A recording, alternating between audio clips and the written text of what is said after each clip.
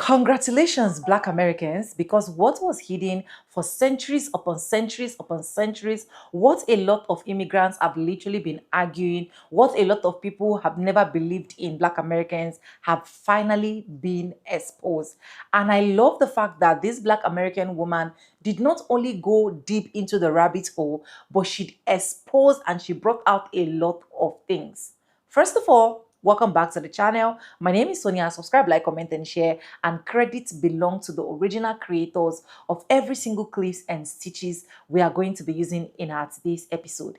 A lot of people never believe that Black Americans are indigenous or Black American exists in America, even before the Europeans, even before Columbus. It's just a whole lot, right? Especially for those immigrants, African immigrants to be precise, that will literally look at Black Americans and tell them, what do you guys contribute? What do you guys bring to the table? What do you guys' culture look like? Do you even know who your mother and your father is? I believe this video is also for you guys. And if you're watching and you are still having that same mindset in this 2026, then honestly, you need a doctor. Anyways, with that being said, let's dive right into this video. Let's watch, and I'll be back with commentaries. For disclaimers, this is just for educational purposes only. Let's go watch, guys. So, I asked Echo, when was America founded? I'm so messy. Stop it, girl. I'm gonna need y'all to watch this video to the end, alright?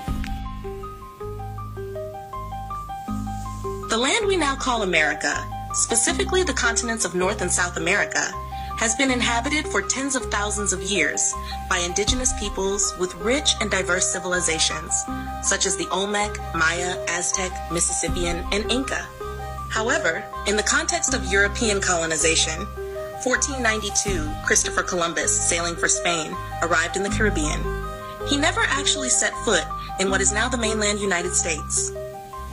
1497, John Cabot, Giovanni Caboto, sailing for England, likely reached the coast of North America, possibly Newfoundland or Nova Scotia. 1607, the first permanent English settlement was established in Jamestown, Virginia. If you're asking when the United States of America was founded as a nation, July 4th, 1776, the Declaration of Independence was adopted. Would you like the indigenous perspective on America's founding? So then, you know me, I had to go a little bit deep. I said yes, so this is what she said.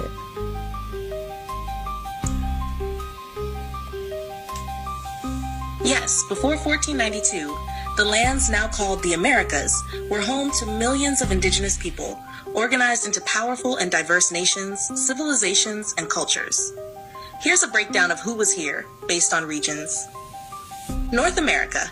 1. Mississippian culture, c. 800 to 1600 CE, known for building massive earth mounds, like Cahokia in present-day Illinois. Sophisticated cities, trade systems, astronomy, and governance. 2. Ancestral Puebloans, Anasazi, in the southwest, modern Arizona, New Mexico, Colorado, Utah. Built cliff dwellings and large ceremonial sites like Chaco Canyon. 3. Iroquois Confederacy, Haudenosaunee, northeast, modern New York, Ontario. A democratic alliance of 5, later 6 nations: Mohawk, Oneida, Onondaga, Cayuga, Seneca, and later Tuscarora. 4. Cherokee, Creek, Choctaw, Chickasaw, Seminole East, highly organized agricultural societies with complex political systems. 5. Inuit, Dane, and other Arctic subarctic peoples, adapted to extreme climates with specialized tools, diets, and spiritual systems. 1. Maya civilization, spanning present-day Mexico, Guatemala, Belize, and Honduras. Masters of astronomy, mathematics, architecture, and written language. Mexica, Aztec Empire, dominated the Valley of Mexico by the 1400s with their capital at Tenochtitlan, now Mexico City. Powerful military, religious system, and trade networks. 3. Zapotec and Mixtec, long-standing civilizations in southern Mexico with written scripts and monumental cities like Monte Alban. South America. 1. Inca Empire, Tawantinsuyu, largest empire in pre-Columbian America, spanning Peru, Ecuador, Bolivia, Chile, and Argentina. Built cities like Machu Picchu, advanced road systems, and terraced farming. 2. Muisca, Tairona, and other Andean peoples, In Colombia and northern Andes, skilled in gold work, trade, and spiritual traditions. 3. Amazonian tribes, Arawak, Yanomami, etc., lived in dense rainforest regions with complex ecological knowledge and cosmologies. Important truth, these were not primitive tribes.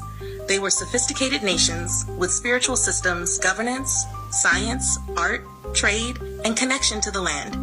Much of their knowledge has been suppressed or erased by colonial narratives. Would you like a map or visual of where each group lived? So me, I'm like, where are the indigenous now?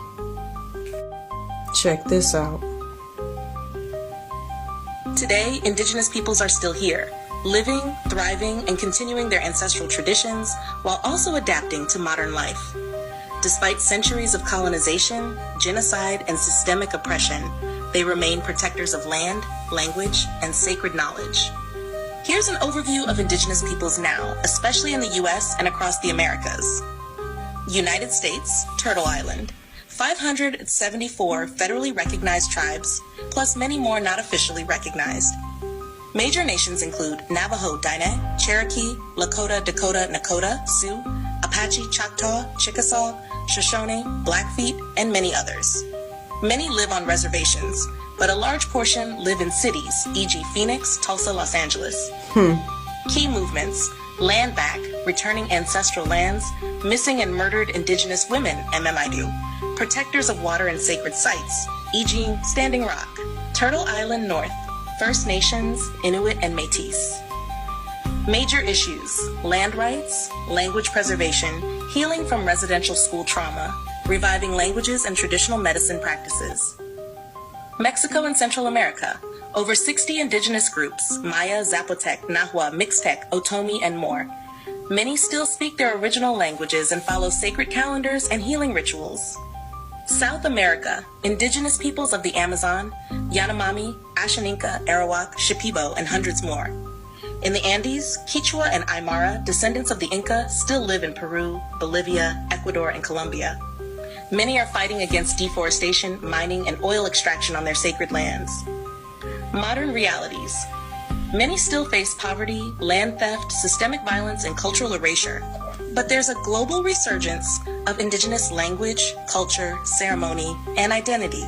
Young indigenous leaders, artists, and spiritual teachers are rising across music, politics, healing, and education. Would you like me to create a PDF guide or infographic showing the main indigenous nations now and where they are located? So then I asked her, would they be considered blacks? And she said, yes. Many indigenous peoples across the Americas were and still are melanated. What we now call black in a modern racial context does not fully capture the deeper truth. 1. Many original indigenous peoples were deeply melanated.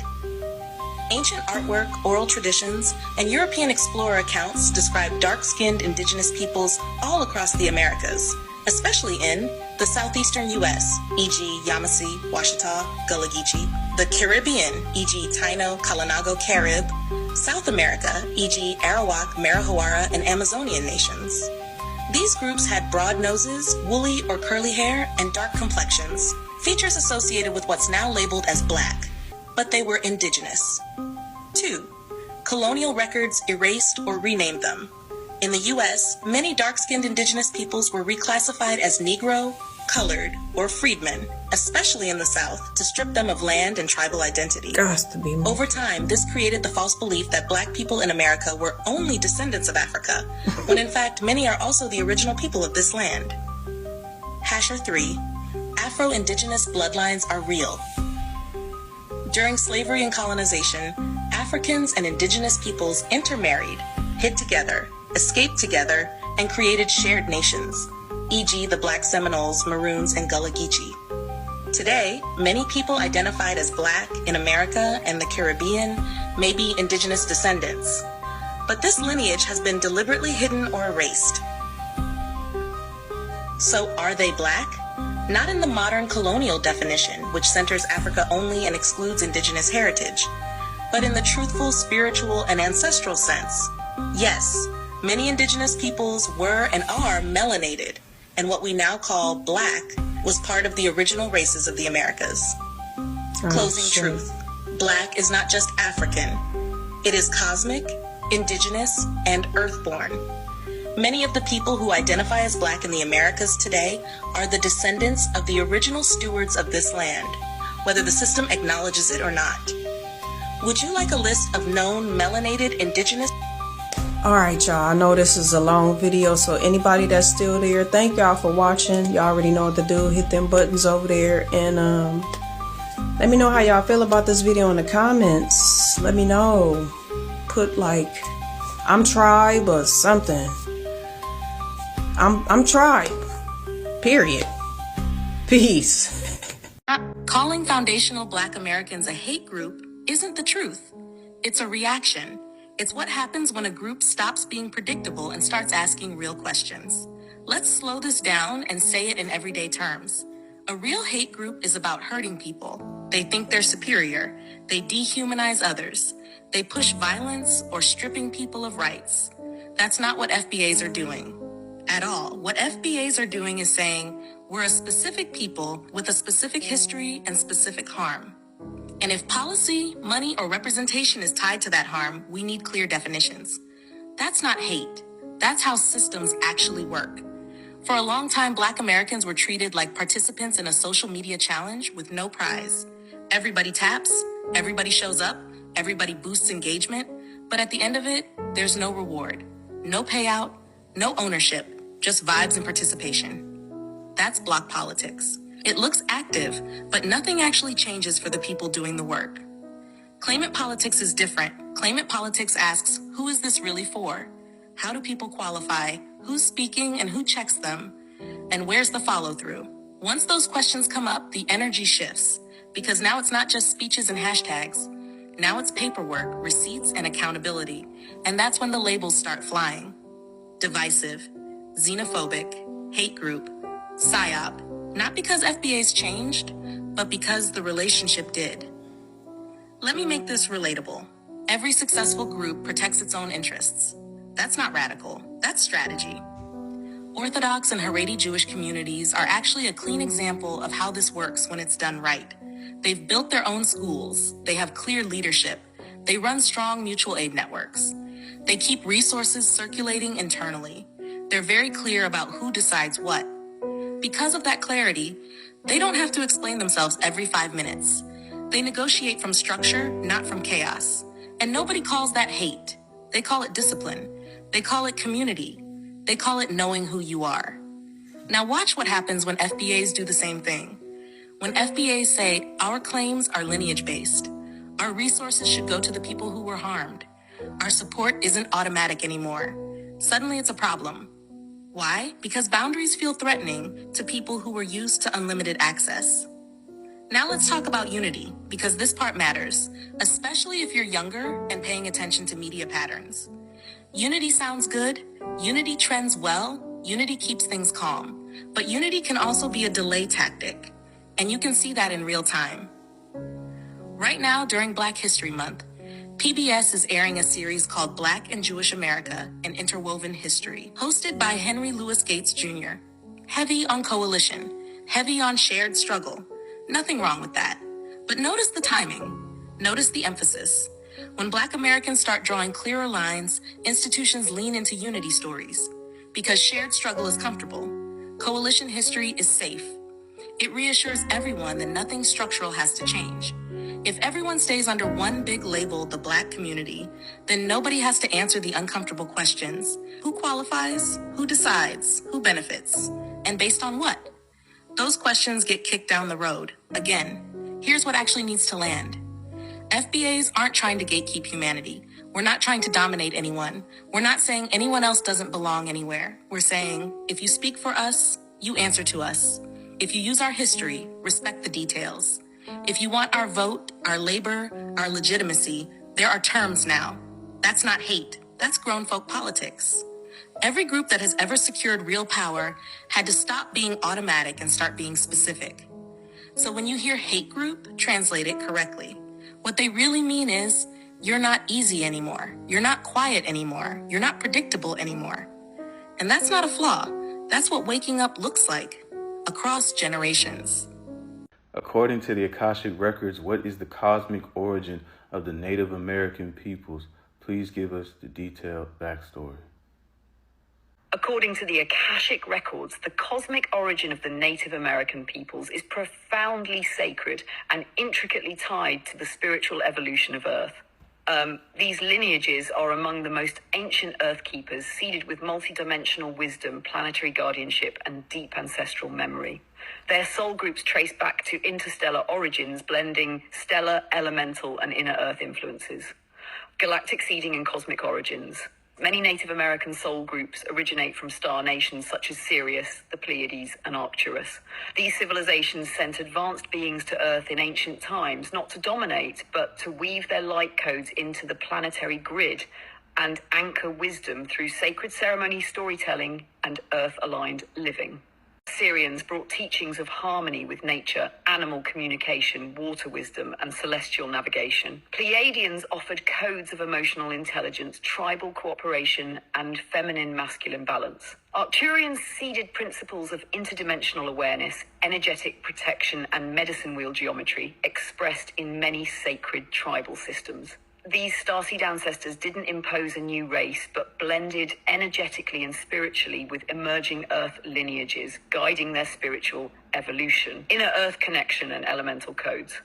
Native Americans also hold inner Earth lineage, meaning they were spiritually linked to beings who resided in the inner realms of Gaia, like the Argathans or Lemurian refugees after cataclysmic Earth shifts. These connections endowed them with geomantic awareness, the ability to sense and protect ley lines, power points, and sacred mountains, deep communion with spirit animals, elemental beings, wind, fire, water, stone, and the living consciousness of the Earth herself. Dreamtime intelligence, where messages from other dimensions are received through vision quests and altered states. They are among the original planetary shamans, guardians of portals between worlds. A purpose and soul contract. The Native American soul contract is based on remembering and teaching how to live in sacred relationship with all life forms. They came here to preserve the original blueprint of harmony between human beings and Earth. Be timekeepers and star watchers, tracking celestial rhythms and guiding humanity through ages and cycles. Maintain the wisdom of ritual, plant medicine, and ancestor reverence. Even through colonization and cultural suppression, these soul groups have continued to hold the energetic flame of Earth wisdom encoded in their ceremonies, chants, dances, and sacred stories. Karmic wounding and colonial inversion. Many Native American tribes absorbed deep karmic trauma during the fall of consciousness and colonial invasions. These events were not just political, but energetic attacks designed to break the Earth's energetic coherence by targeting its original stewards. Genocide, displacement, and cultural erasure aimed to sever the link between humanity and Gaia. Despite this, many native souls volunteered to carry these wounds so that in healing them, they could assist in humanity's collective remembrance and reconciliation. They continue to offer their unbroken songlines of remembrance for those who are ready to listen. Many tribes speak of a prophecy that when the Earth is in danger, the rainbow warriors will rise. These are not only native in blood, but diverse souls who honor the Earth and carry the codes of harmony, truth, and unity. The Native American Soul Group, through its cosmic roots, continues to guide humanity back toward right relationship with nature, spirit, and one another. Our summary: the cosmic heritage of Native American peoples, starseed origins, Sirius, Pleiades, Arcturus, and inner Earth.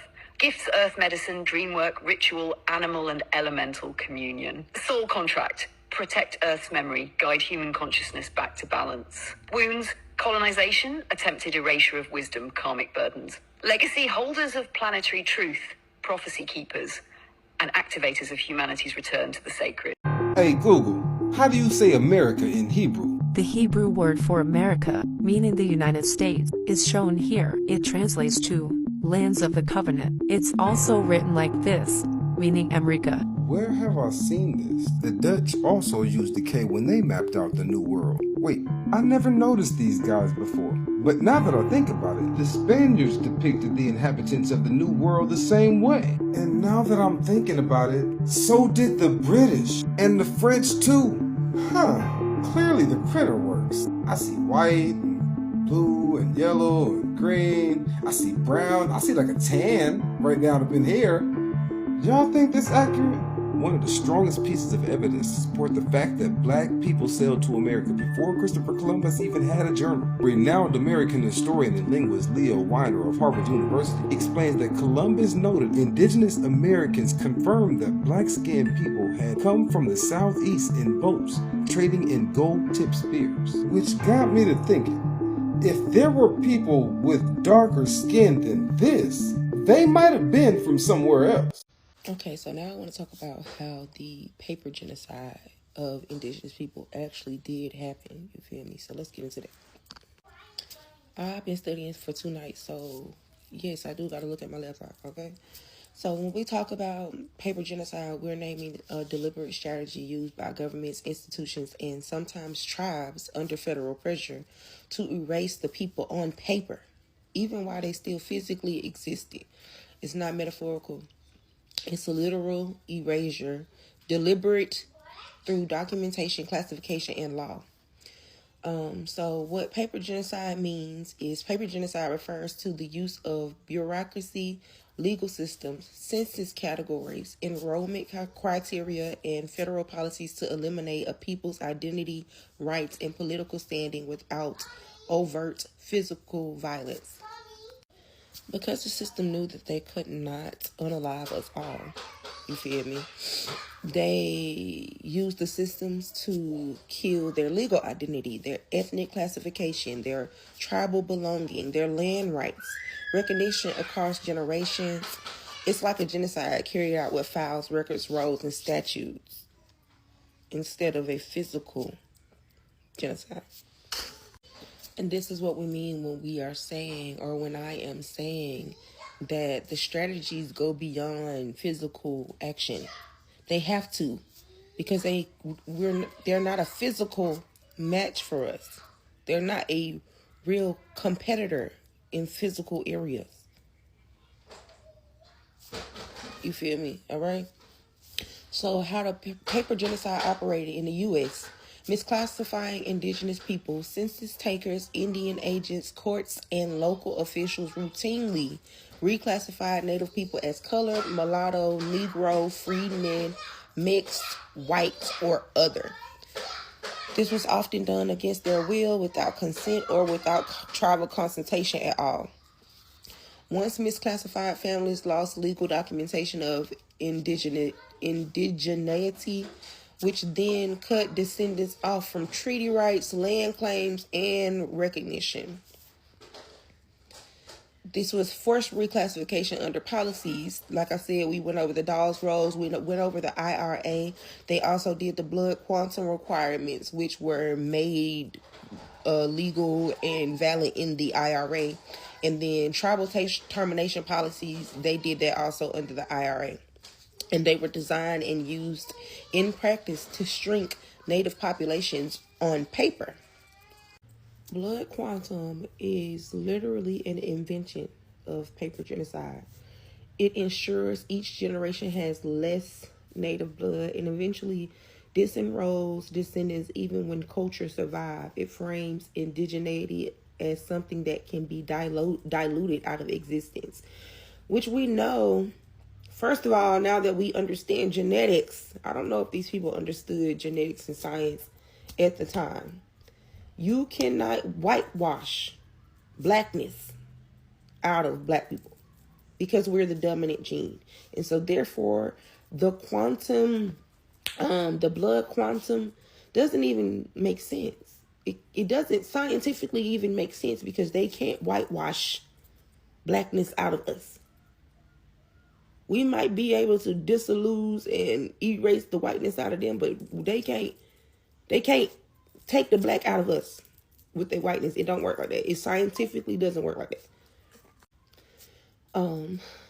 The paper genocide was used to erase land ownership through documentation. Under the Dawes Act and other allotment programs, Native families had to prove their identity via flawed rolls. If they didn't appear for or were miscategorized, their land was taken. Many were fraudulently listed as non-Indian so that the land could be seized. This is why so many tribal land claims collapse. So many tribal land claims collapse. Why can't I talk today? Not because the people disappeared, but because the paperwork was manipulated. Tribal disenrollment, modern paper genocide. Some tribes often under financial pressure or casino politics, because this is current. They currently do this. Some tribes under financial pressure or casino politics have tightened enrollment requirements, purged members, reduced the rolls. In some cases, tribal governments today are forced to use tools originally created to destroy their nationhood, like blood quantum or the Dawes rolls, to continue the cycle unintentionally. The purpose of paper genocide, it wasn't accidental, it was a clear goal. Reduce the number of legally recognized Native people. Fewer people equals fewer treaty obligations from the U.S. Collapse land claims. If people can't prove official indigeneity, the land becomes legally vulnerable and able to be sold off to white people. Dismantle tribal sovereignty. No recognized people equals no nation equals no political power.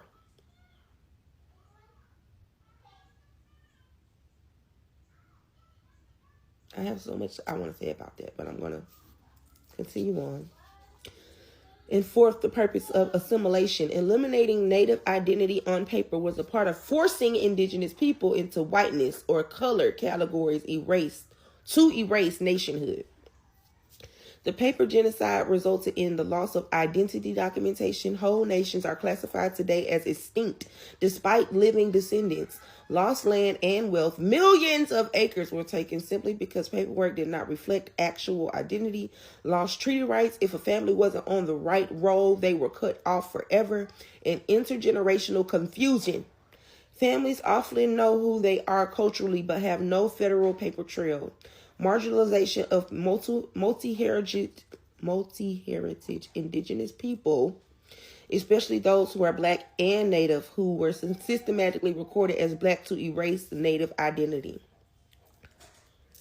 The paper genocide has shaped Today, the paper genocides have shaped tribal recognition, disenrollment battles, who gets counted as Native, who gets to claim the land, who has access to federal protection.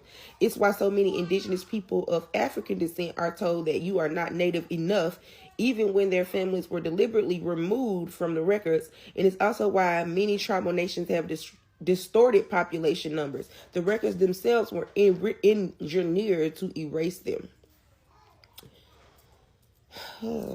These notes gonna give me a headache, but I'm gonna be obedient to my ancestors and keep on reading this shit and keep on researching this shit until they tell me to stop. Now, why these Africans getting out here trying to gaslight us, telling me FBA is a hate group and it's in line with white supremacy? FBA, Foundational Black Americans, trying to get us reparations, and we're talking about being, FBA talking about being in America, or lineage in America. We've been here 500 plus years. That's the hate group. That's the CIA. Y'all can't even come up with y'all own lingo on that. We say we got the joke about the FBI and CIA. Here y'all come talking about that's what we doing in America to y'all, to the Africans that's coming over here. Y'all keep playing on the internet too. Like, y'all have been taught. Your parents, when they came over here, taught you. The government told you, don't hang with black people. Black people is bad. Y'all know how y'all parents act. Stop lying. Stop trying to gaslight us. Y'all are taught to hate us. Y'all are taught that y'all are better than us. That's why y'all keep saying it. Oh, we get more degrees, we get this, we get that. Y'all are taught to be white supremacists. Y'all are taught. When you get here, you fall in line with them white folks. And y'all saying that about us? Saying why y'all don't have this? Why we fight for shit over here? You as an African immigrant were allowed to come over here because of civil rights that Black Americans fought for. Y'all so disrespectful. And some of y'all talking about fucking reparations. That don't have shit to do with you. That's why we keep saying y'all disrespectful. It don't have nothing to do with white supremacy. It's all y'all. FBA is not white supremacy. It's y'all. You're saying, oh, well, Black Americans don't like us. Most of us don't even see y'all. And then when we do, it's never a good encounter like that. Because we know Y'all think y'all better than us, just like every other immigrant. When they get over here, y'all like to shit on black people, but then turn around and say, we all black. Y'all never have believed that. That part really never makes sense. Why y'all don't have this in government? Why y'all not running this? Why y'all not running this? Like, your country is being ran by Asians. And it's majority, y'all. It's not majority of us. Can y'all? Alright. Oh, we don't have no culture, but you over here cosplaying black American. If that's not the culture, then what are you doing? What are you doing? Why are you over here like that? What are you doing? Why do you not have your traditional garb on? Why do you not have the clothes on that y'all wear over there? Why do you have on any American brands? Why? You get over here and you assimilate into this American culture and the black American culture. You know what to do and you know what you're doing and you know what the culture is. Blaming black Americans for other people's inability to educate themselves, that's not going to fly around here. That's just lazy. Especially considering I live in Thailand.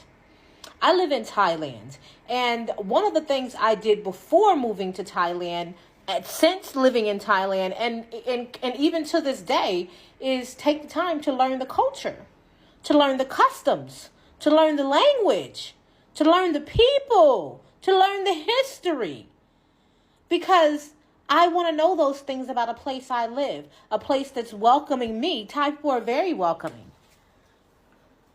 So how is it that, this is the thing I never understand. Like, even black people, black Americans hold black Americans to standards that we don't hold the rest of the world to.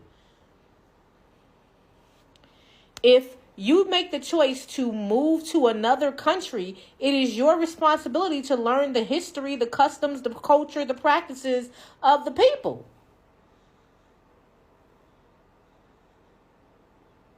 How does that fall back on black Americans? Because you anti-black, that's how.